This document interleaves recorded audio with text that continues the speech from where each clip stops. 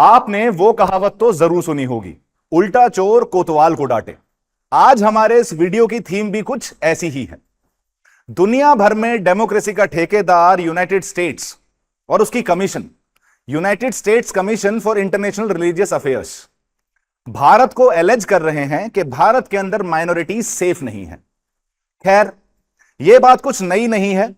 पिछले कुछ समय से जब आप इस कमीशन की रिपोर्ट उठाते हो तो आपको यही देखने को मिलता है कि भारत को country of particular concern category में रखा जाता है। ऐसा क्यों किया जा रहा है वो भी आज हम इस वीडियो के अंदर डिस्कस करेंगे। और ये जो मैंने मुहावरा आपको दिया, उल्टा चोर कोतवाल को डांटे, तो यहां चोर यूनाइटेड स्टेट्स को आखिर क्यों बताया गया है? आखिर कोई देश इतना ऑडेशियस कैसे हो सकता है कि पूरी दुनिया में तबाही मचाने के बाद, पूरी दुनिया में ह्यूमन राइट्स वायलेशंस फैलाने के बाद वो दूसरी कंट्री की इंटेलिजेंस एजेंसी को बैन करने की बात करे, कॉज ऑफ एक्सटर्नल इंटरफेरेंस। आप समझ ही गए हो किस बात को? जो पीछे आपको देखने को मिल रहा है, यह है रिसर्च एंड एनालिसिस विंग का लोगो, और यहां यूएन आईसीआरएफ जो है उन्होंने यह भी बोला है कि रॉ जो इंडिया की एक्सटर्नल एजेंसी है, इंटेलिजेंस एजेंसी, इसे बैन कर देना चाहिए। कॉज यूनाइटेड स्टेट्स, कनाडा और यूके जैसी कंट्रीज के अंदर ये जो खालिस्तानी सेपरेटिस्ट हैं, इंडियन गवर्नमेंट उनको मरवा रही है थ्रू अननोन गनमैन, ऐसा इनका कहना। ऑल दो इनके पास कोई एविडेंस नहीं है, ऑल दो इनके पास कोई प्रूफ नहीं है, ये सारे स्पेक्यूलेशंस हैं। और ऐसा कर क्यों रहे हैं? ये है इनकी पुरानी आदत। देखो, जितना भी वेस्टर्न वर्ल्ड है, ये 300 सालों तक, टिल 2008 मान के चलो, उसके बाद से आपको जब ग्लोबल क्राइसिस आया, उसके बाद से आपको थोड़ा बहुत पावर बैलेंस शिफ्ट होता हुआ देखा टुवर्ड्स द ईस्टर्न साइड। उससे पहले कंप्लीटली यही पूरी दुनिया को रन कर रहे थे। आज की रेट में इनकी बार्गेनिंग कैपेसिटी थोड़ी कम होती जाती है, तो इन्होंने अलग अलग टूल अपना रखे हैं कि किस तरीके से बाकी कंट्रीज को कंट्रोल किया जाए, किस तरीके से बाकी कंट्रीज को डिफेम किया जाए। और उसी में ये रिलीजियस अफेयर्स वाली रिपोर्ट भी शामिल है और बाकी इंडेक्सेस भी हमें शामिल होते हुए दिखते हैं।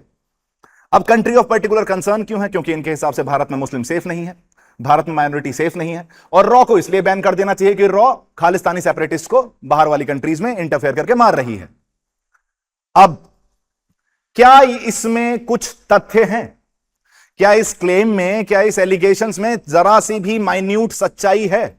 वो इसके बारे में हम जानने की कोशिश करेंगे इस वीडियो के अंदर। साथ के साथ मिनिस्ट्री ऑफ एक्सटर्नल अफेयर्स ने किस तरीके से इस बेबुनियाद एलिगेशन पे रिएक्ट किया है, रिवर्ट बैक किया है, उसको भी इसमें जानेंगे। और यूएस की कुछ करतूतों के बारे में भी हम इसमें डिस्कस करने वाले हैं, जैसी वो हमारे ऊपर एलिगेशंस लगा रहा है उसको मद्देनजर रखते हुए। शुरुआत जैसे आपको देखने को मिल रही है, विल यूएस बैन रॉ? India rejects UNCIRF report on intelligence agency.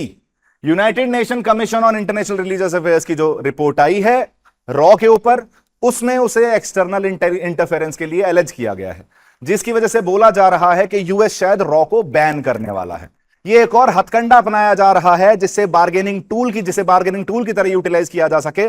और इंडिया और यूएस जब साथ टेबल पर आए तो यूएस के पास कोई ऐसा पैंतरा हो जिसे वो इंडिया के अगेंस्ट यूज कर सके। एक और स्टेप है, another nail in the coffin, जो शायद क्लोज होते हुए रिलेशनशिप में थोड़ी सी और खटास लाने की कोशिश कर सकता है। विदाउट एनी फर्दर डिले, मेरा नाम है सुमित त्यागी, वेलकम टू चहल एकेडमी। शुरू करते हैं इस वीडियो को। सबसे पहले बैकग्राउंड आप ये देखिए कि जो भारत के अंदर लोग हैं उन्होंने कंसर्न्स राइज की हैं। क्यों राइज की हैं? क्योंकि हमारे जो यूएस के पैनल हैं रिलीजियस फ्रीडम के ऊपर, जो हमारे डेमोक्रेसी के ठेकेदार हैं, उन्होंने बोला है कि भारत के अंदर जो माइनॉरिटीज का ट्रीटमेंट है वो डिटेरियोरेट हो रहा है, वो बिगड़ रहा है। और उन्होंने बोला है कि भारत की जो एक्सटर्नल इंटेलिजेंस एजेंसीज हैं उसके ऊपर सैंक्शंस इंपोज किए जाएं। ऐसा क्यों बोला है?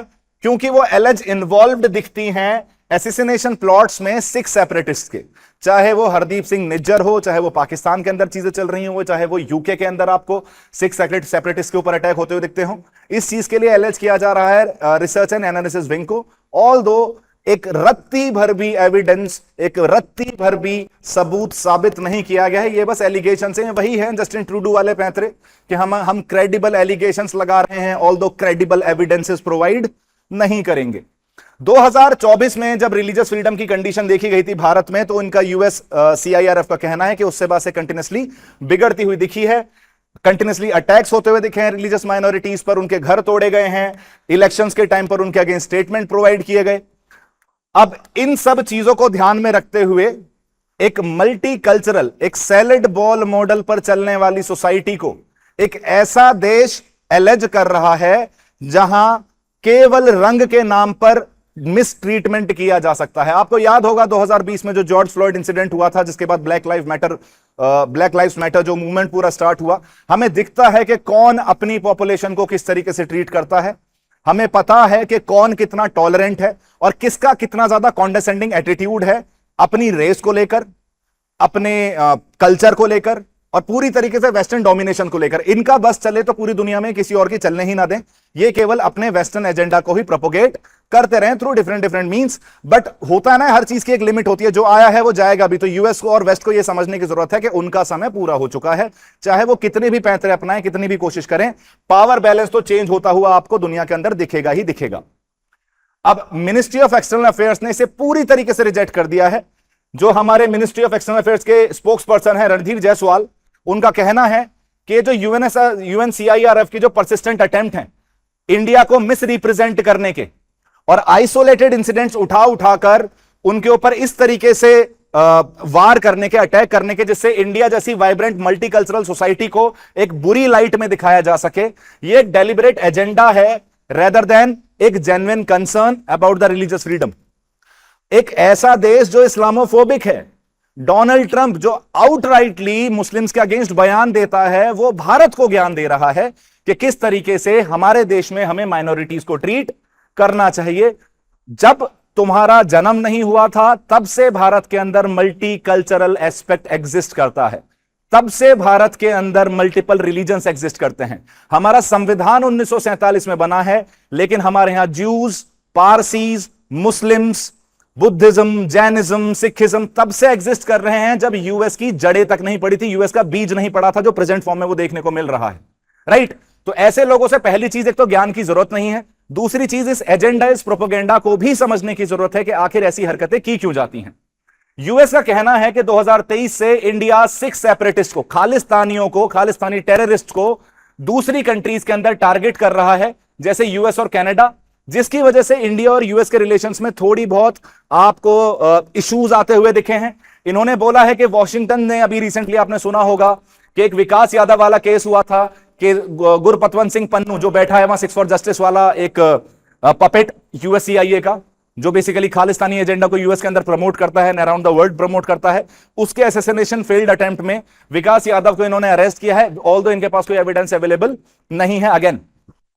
तो इस वजह से ये कंटिन्यूअसली भारत के ऊपर सवाल उठा रहे हैं, इंडिया की एक्सटर्नल एजेंसी के ऊपर सवाल उठा रहे हैं। अगर आप इधर भी देखेंगे, कनाडा ने भी इंडिया के जो मिनिस्टर हैं, होम मिनिस्टर अमित शाह, उनको एलिज किया है कि ये कहीं ना कहीं शामिल थे हरदीप सिंह निज्जर की किलिंग के अंदर, हरदीप सिंह निज्जर के असैसिनेशन के अंदर। पर कनाडा की कहानी अब तक आपको पता चल चुकी होगी, ये केवल इन्होंने एलिगेशंस लगाए हैं, इसके ऊपर कोई एविडेंसेस प्रोवाइड नहीं किए हैं। अदर देन दैट, 3 इंडियंस जो एक्यूज्ड हैं बेसिकली कनाडा के अंदर हरदीप सिंह निज्जर की किलिंग के अंदर, उन्हें कोर्ट के सामने प्रेजेंट किया गया था। तो सर्टेनली इससे इंडियन गवर्नमेंट को जोड़कर देखा जा रहा है, लेकिन किसी भी तरीके से प्रूव नहीं किया जा सका है। अब पाकिस्तान को, जैसे हमें पता है कि पाकिस्तान का तो एक ही राग है, पाकिस्तान एक स्टक ग्रामोफोन है, उसको जब भी कोई दिक्कत दिखती है तो वो पड़ोसी मुल्क की तरफ अपना इशारा कर देता है, जी इसने करवाई है। अब बलोचिस्तान में जो पिछले 80 साल से वो एट्रोसिटीज करता आया है, जिसकी वजह से बलोच लिबरेशन आर्मी राइज करती हुई दिखती है, जिसकी वजह से आपको मल्टीपल अटैक्स राइज होते हुए दिखते हैं, तो पाकिस्तान भी बोल रही है कि इंडिया डायरेक्टली इन्वॉल्व है बलोचिस्तान को डिस्टेबलाइज करने में, इंडिया डायरेक्टली इन्वॉल्व है बलोचिस्तान के एक सेपरेटिस्ट मूवमेंट को प्रमोट करने में।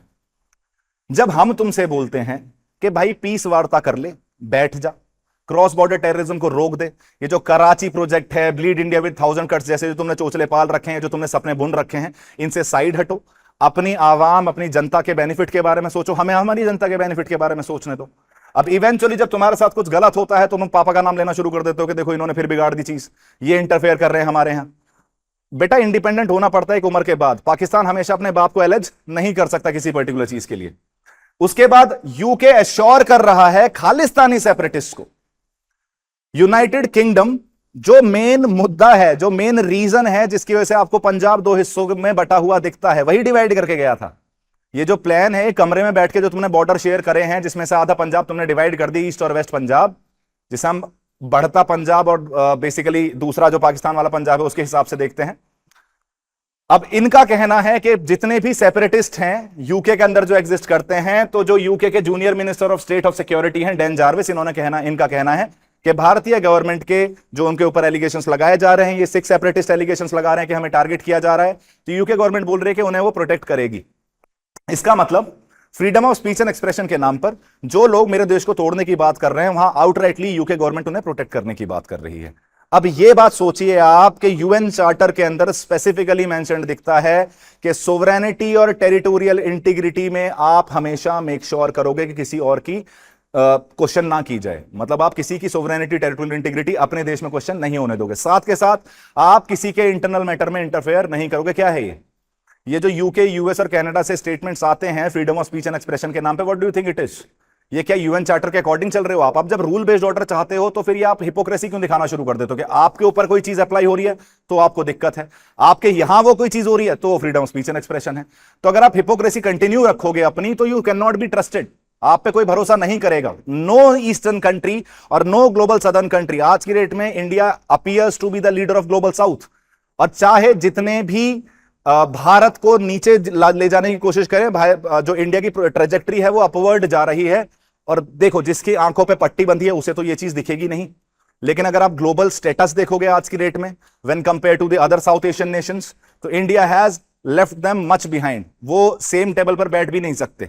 स्पेशली मैं अपने पड़ोसी देश की बात कर रहा हूं जो हर टाइम पे पापा पापा कहता रहता है। अब एक बार ये नजर डालते हैं कि यूएस इनोसेंट है क्या? ये जो एक्सटर्नल इंटेलिजेंस एजेंसी के इंटरफेरेंस की बात कर रहा है, क्या यूएस इनोसेंट है?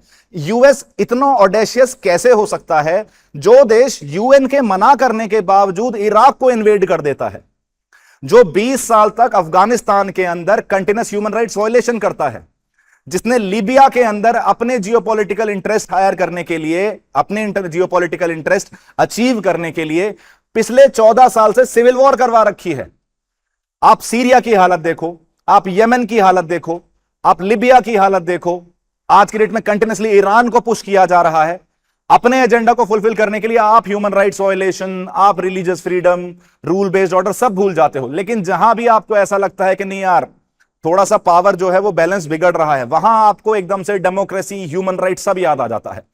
तो एक बार देखते हैं मिडिल ईस्ट के अंदर जो गंद मचाई है यूएस ने, एटलीस्ट उसको तो इतनी क्रेडिबिलिटी नहीं मिलती कि वो हमें एलेज करे कि हम एक्सटर्नली क्या करने की कोशिश कर रहे हैं। जॉन मार्शाइमर की जो ऑफेंसिव स्ट्रेटजी है, कंप्लीटली यूएस उस पर चलता हुआ दिखता है। ऑफेंसिव स्ट्रेटजी मतलब ऑफेंसिव, जिसे हम बोल सकते हैं कि रियलिज्म, कि अपने इंटरेस्ट अचीव करने के लिए दूसरी कंट्री में इंटरफेयर करने कोई बुरी बात नहीं है, जब तक तुम अपने जियोपॉलिटिकल इंटरेस्ट अचीव कर पा रहे हो। तो जब तुम्हारे ऊपर ये अप्लाई हो रही है तो दूसरी कंट्री का पागल है। हम कौटिल्य का देश है। जब तुम्हारे यहां, खैर तुम तो एग्जिस्ट भी नहीं करते थे कौटिल्य के टाइम पे, अगर यूएस की बात की जाए तो, जब आपने स्टार्ट किया ना, जिस मैकियावेली की किताबें आप उठा के पढ़ रहे हो, उससे 1700-1800 साल पहले कौटिल्य ऑलरेडी रियलिज्म की थ्योरी दे गया था। तो ऐसा नहीं है रियलिज्म हमें आता नहीं है, पर हम एक गांधीवादी देश भी हैं। किसी और देश में इंटरफेयर करने की कोशिश हम नहीं करते। पीसफुल पर्सपेक्टिव से, एक रूल बेस्ड पर्सपेक्टिव से चीजों को सॉल्व करने की कोशिश करते हैं। और रूल बेस्ड ऑर्डर का ज्ञान एटलीस्ट हमें यूएस से तो डेफिनेटली नहीं चाहिए। Cruise missile strikes Afghanistan and Sudan, ये जो सारी चीजें चल रही हैं, यूएन के कान पे क्यों नहीं रेंगती इन चीजों को लेकर? जब आपको इतनी ही दिक्कत है ह्यूमन राइट्स वायलेशन की, तो जो चाइना में उइगुर मुस्लिम्स के साथ हो रहा है उस पर सवाल क्यों नहीं उठाते? उन्हें कंट्री ऑफ पर्टिकुलर कंसर्न क्यों नहीं कहते? आपने वियतनाम को भी कंट्री ऑफ पर्टिकुलर कंसर्न में डाल दिया। पता है क्यों? क्योंकि वो एक कम्युनिस्ट नेशन है, और आप किसी भी कम्युनिस्ट नेशन को राइज करने नहीं दे सकते, क्योंकि आपको पता है आप वियतनाम के साथ बेटर रिलेशंस रखने की कोशिश तो कर रहे हो, लेकिन आप उसके आइडियोलॉजिकल एस्पेक्ट से परेशान हो। सेम चीज इंडिया के ऊपर भी अप्लाई होती है कि आप इंडिया के साथ रिलेशनशिप तो रखना चाहते हो, लेकिन आप चाहते हो इंडिया केवल एक साइड चूज कर ले, जो है यूएस की साइड। आप नहीं चाहते कि इंडिया किसी भी तरीके से चाइना और रशिया के साथ मिलकर आपके सामने अपनी बार्गेनिंग कैपेसिटी बढ़ाए। इसलिए आप अलग अलग हथकंडे अपना रहे हो, just like these reports. India ने पूरी तरीके से वॉशिंगटन पोस्ट की रिपोर्ट जो है, जो यूएस के अंदर इस महाशय को, गुरपतवंत सिंह पन्नू को मारने की कोशिश की गई थी, उसमें इंडिया को एलिज किया गया था। इंडिया ने कंप्लीटली रिजेक्ट कर दिया और बोला कि भाई देख, ऐसा है, एलिगेशंस तो मैं यहां बैठ के कुछ भी लगा दूंगा, अगर तेरे पास कोई प्रॉपर एविडेंस है, कोई क्रेडिबल एविडेंस है, तो उसको प्रोवाइड करो, rather than making up the stories. अब एक सवाल है जिसका जवाब आपको भी देना है, और हो सके तो आप कमेंट में भी दे सकते हो, या अपने विचार अगर आपको जाहिर करने हैं तो कमेंट सेक्शन खुला है, आप वहां अपने विचार पूरी तरीके से, मेरे को भी क्रिटिसाइज करना है तो आप कर सकते हो, अगर मेरी कोई चीज पसंद ना आई हो तो। What do you think, is it yet another attempt by Trump to defame India besides tariff imposition? Already tariff वाला पर्सपेक्टिव चल रहा है कि इंडिया रेसिप्रोकेटिव टैरिफ नहीं लगाता है, इंडिया ज्यादा टैरिफ लगाता है, और अगर इंडिया ज्यादा टैरिफ लगाएगा तो यूएस भी ज्यादा टैरिफ लगाएगा इंडियन प्रोडक्ट्स के ऊपर। तो क्या ये एक और हथकंडा है इंडिया को रिलेटिवली दबाने का, इंडिया को डिफेम करने का? आपको कैसा लगता है इसे कमेंट में जरूर बताइएगा। This was from all from my side. मिलता हूं आपको ऐसे ही इंटरेस्टिंग टॉपिक के साथ अगले वीडियो के अंदर। Thank you so much guys and have a good day.